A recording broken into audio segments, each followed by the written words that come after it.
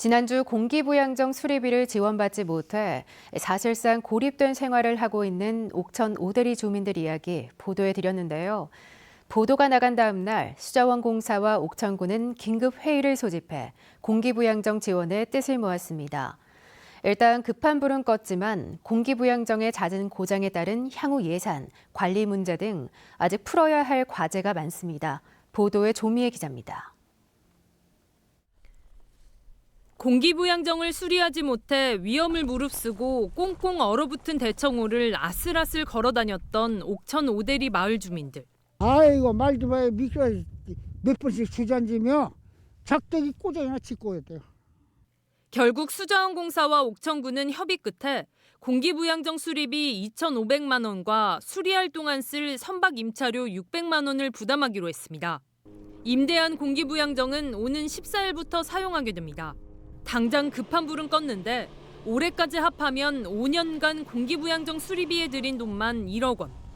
매년 수자원공사가 부담하기로 한 인건비, 유류비, 수리비 등 공기부양정 예산 500만 원으로는 턱없습니다. 잦은 고장에 매년 초과할 수밖에 없는 수리비 부담도 문제에다 10여 명 고령 주민들에게 선박 관리를 떠넘기는 것도 한계가 있습니다.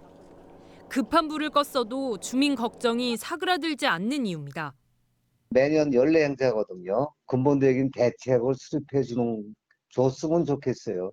철로들이 뭘 압니까? 왔다 갔다 하는 거 외에는 못 쓰는데 유지 관리를 어떻게 해야 되는지 그런 것도 제대로 매뉴얼도 없고.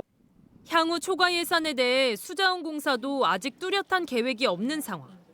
특히 마을 주민들이 직접 선박을 관리하고 운영하는 것은 안전상 매우 위험하다고 판단해 방법을 찾기로 했습니다. 앞으로 이러한 불편이 재발되지 않도록 옥천군과 긴밀히 협의해서 도선운영 방식 개선 등 항구적인 주민 안전 대책을 마련하도록. 지난 2015년 옥천군에서 선박을 운영하는 안이 나왔지만 주민 불편 우려로 한 차례 주민 반대에 부딪힌 바 있습니다.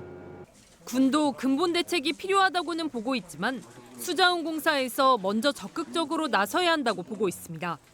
협의 과정들이 생긴 것은 그게 오래되지 않았다고 생각을 합니다. 노령화라는 부분에 있어서 특히 이제 관리 아니면 그 사업의 발굴 이런 부분도 여러 가지 어려움이 너무나 큽니다. 이제는 그 문제를 가지고서 이 과정에서 선박 운영 방안만 논의할 게 아니라 주민 불편을 해결할 근본적인 교통수단 개편을 고민해봐야 한다는 주민들 의견도 잇따르고 있습니다. MBC 뉴스 조미입니다.